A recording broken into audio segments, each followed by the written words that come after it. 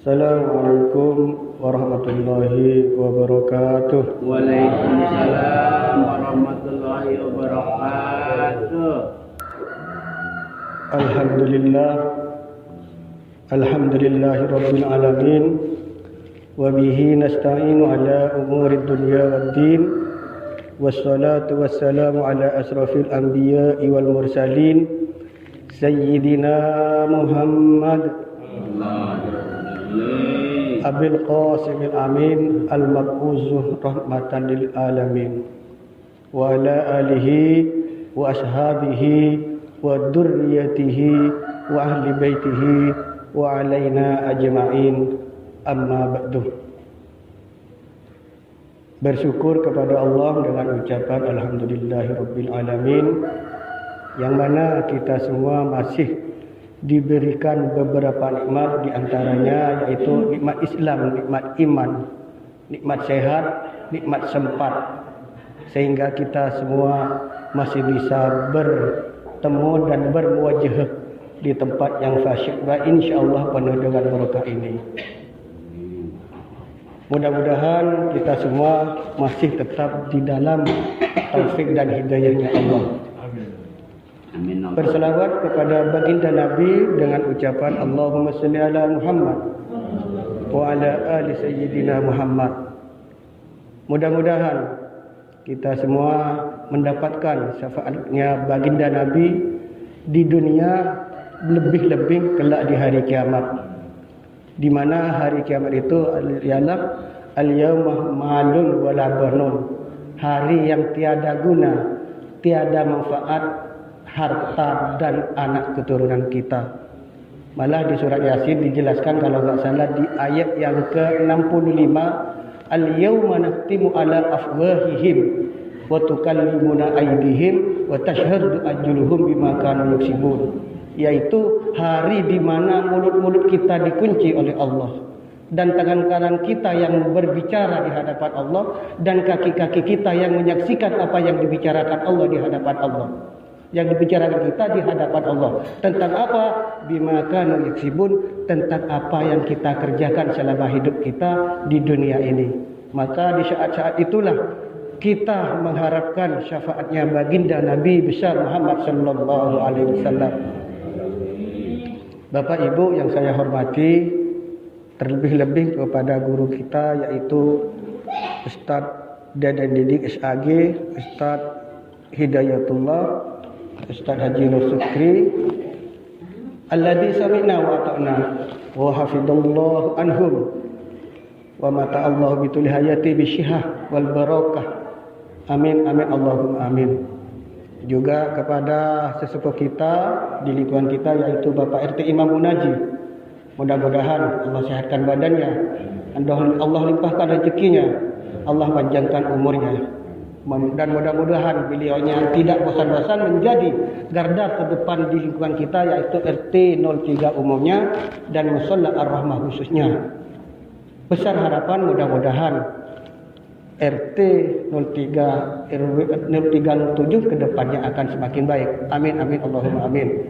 Juga kepada sesepuh-sesepuh kita yaitu orang tua kita, Bapak Mujib, Bapak Haji Abdul Malik, Bapak Yoyo, dan sebuah bapak-bapak, ibu-ibu yang tidak bisa saya sebutkan satu persatu, namun sedikit pun tidak mengurangi rasa hormat dan takdim saya. Bapak Ibu yang saya hormati, kajian kita Kitab Fathul Mu'in pada kesempatan malam ini yaitu sampai kepada kalimat waba'du. Mari kita teruskan pembacaan kitab ini. Mudah-mudahan muqaddimahnya hari ini sampai kelar, habis itu baru menuju ke bab salat. Biar enggak apa-apa orang sebulan sekali Pak RT ya, enggak apa-apa, mudah-mudahan barokah.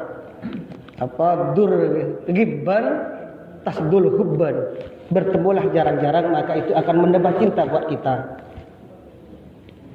Bismillahirrahmanirrahim. Kita langsung ya Bapak Ibu. Wa ba'du ay ba'da ma taqaddama minal basmalati wal hamdalati was salati was salami ala man dzukira. wa ba'du dan setelahnya, ai ba'da ma taqaddama, yaitu setelah apa yang telah lampau, apa yang telah disebutkan sebelumnya. Dari apa? Minal basmalati, dari basmalah, bismillah, walhamdulillati dan alhamdulillah, hamdalah, wassalati wassalami dan salawat dan salam ala man dzukira, atas apa yang telah disebut. Fahadzal mualliful hadir diknan, maka Syekh Malik Bari ini mengatakan al-muallifu ini adalah sebuah kitab al-hadiru yang akan hadir, dihnan sementara yang masih berada di dalam hati. Apa itu yang akan hadir? Mukhtasarun itu kitab ringkasan. Adapun kitab ringkasan itu qallalahduhu, sedikit lafadznya, wa kasura maknahu, dan banyak maknanya. Jadi kitab Fathul Mu'in ini sedikit lafadznya namun banyak maknanya. Minal ikhtisari, adapun lafaz mukhtasar yaitu masdar dari fi'il madhi ikhtasara. Adapun mukhtasar ringkasan kitab tadi fil fikih, bergerak di dalam fikih, bukan di dalam tafsir, bukan dalam ilmu tauhid atau di dalam hadis-hadis, tapi murni bergerak di dalam kitab fikih. Apa itu fikih? Huwa, adapun itu fikih lughatan al-fahmu, wastilahan al-ilmu bil ahkami syar'iyyatil amaliyati al-maktasabu min adillatiha at-tafsiliyati. Adapun kitab fikih di dalam lughatnya itulah pemahaman. Wastilaha, adapun di dalam istilahnya yaitu al-ilmu bi ahkami syar'iyyati, yaitu pengetahuan tentang hukum-hukum syariat yang praktis, al-amaliyati yang praktis, al-maktasabu yang dihasilkan min adillatihat tafsiliyati dari dalil-dalil yang terperinci. Ini agak sulit ini pemahamannya. Cuman di dalam kitab yang lain fikih dalam istilah yaitu ma'rifatul ahkami syariati allati tarikuha al-ijtihadu, yaitu memahami dan mengetahui hukum-hukum syariat yang bersifat praktis yang diperoleh dari jalur ijtihad atau mujtahid. Dan kita ini hanya mengikuti atau dikatakan taklid. Itu taklid Pak Ustaz ya.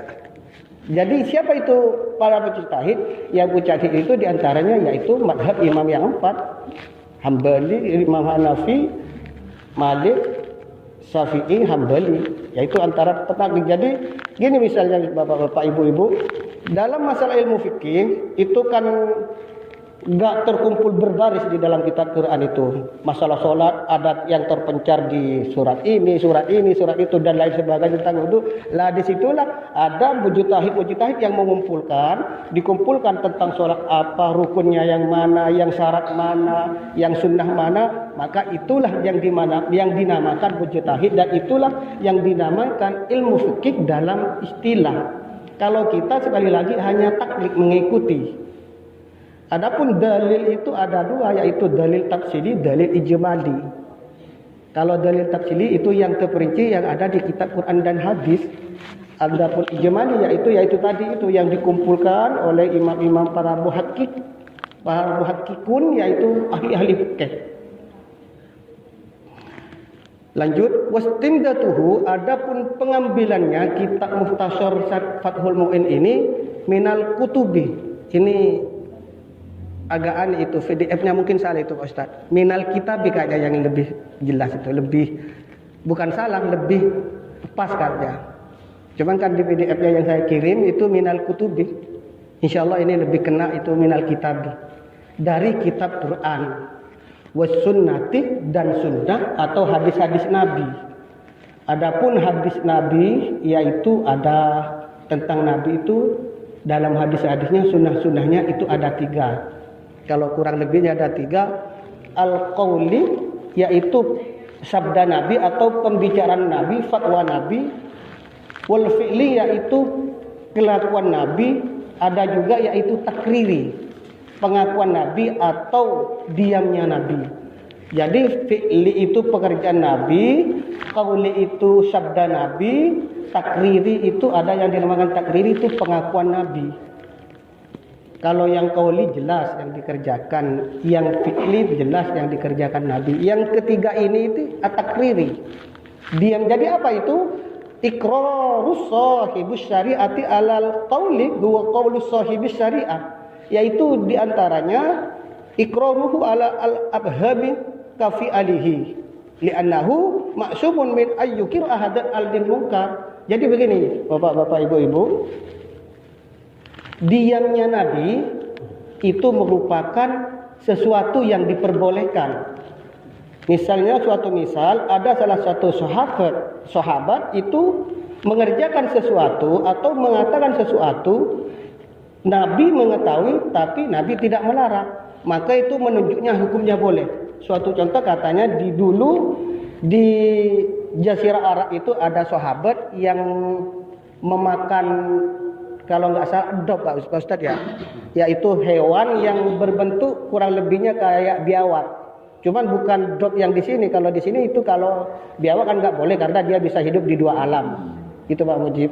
Jadi itu dog, sahabat memotong dan memakannya, Nabi tidak memakannya, tapi mendiamkannya. Berarti itu secara tidak langsung diperbolehkan walaupun Nabi tidak berfatwa. Jadi diamnya Nabi itu merupakan hukum bahwa itu diperbolehkan. Suatu contoh misalnya Nabi mendengar atau melihat sesuatu atau mendengar di sawangan ada orang yang begini, Nabi diam, berarti itu boleh. Tapi itu khusus Nabi, sahabat nggak ada. Kalau sahabat nggak ada, diamnya sahabat bukan berarti itu boleh. Diamnya tabi'in bukan berarti boleh. Kalau diamnya Nabi itu diperbolehkan. Suatu contoh untuk umpama ekstrimnya, ada orang memakai baju yang membuka aurat pada waktu itu, Nabi mendiamkan, berarti itu boleh. Karena kenapa? Li'annahu maksubun min ayyukir ahadan alal mungkari, karena baginda Nabi tidak mungkin mendiamkan kalau itu ada terjadi kemungkaran, walaupun itu melihat secara langsung atau mendengar dari para sahabat gitu. Cuman itu sekali lagi khusus bagi Nabi, tidak khusus bagi sahabat, bagi tabi'in, bagi kiai, juga bagi ustaz. Kalau di depan ustaz dan kiai ada orang yang mengakui pendek, itu dia berarti boleh, bisa-bisa cuma menikmati. Jadi itu ikrar Nabi yang dinamakan takriri, pengakuan Nabi. Dan pengambilan dasar-dasarnya dari kitab Fathul Mu'in ini yang ketiga yaitu ijma'. Apa itu ijma'? Kesepakatan. Ada apa? Konsensus ya Ustaz ya. Kesepakatan. Suatu contoh, dan ijma' ini terjadi setelah Nabi wafat. Kalau semasa Nabi besar baginda Nabi itu hidup, tidak ada ijma'. Karena kenapa? Karena baginda Nabi adalah majri asri wahdah, adalah sumber hukum yang divalid kebenarannya. Setelah Nabi wafat tidak ada. Kalau ada sesuatu, ada yang terjadi sesuatu, para mujtahid itu bersepakat gimana ini, boleh apa enggak. Makanya setelah itu ada perbedaan di antara para ulama itu. Semenjak tidak ada Nabi. Kalau sebasi Nabi hidup itu tidak ada ijma'. Karena sekali lagi Nabi itu marji tasyrik wahidah. Yang ketiga yaitu pengambilan kitab Fathul Mu'in ini diambil dari kias. Kias itu adalah perbandingan. Kalau bahasa kerennya itu analogi. Suatu contoh, minum bir kan nggak ada hukumnya di dalam Quran Pak Ustaz ya. Cuman di situ itu dianalogikan, dikiaskan dengan arak. Kalau di situ ada, maka itu dinamakan kias. Wa faidatuhu imtisalul awamirillahi ta'ala wa jitinabun nawahi. Adapun faidahnya kitab Fathul Mu'in ini yaitu untuk mengerjakan apa yang diperintah oleh Allah Subhanahu wa taala dan meninggalkan apa yang dilarang oleh Allah. Jadi sedikit dikarangnya kitab Fathul Mu'in ini semata-mata hanya untuk mengerjakan apa yang diperintahkan Allah, yaitu tentang sholat, tentang syariat, tentang apa dan lain sebagainya. Kitab Fathul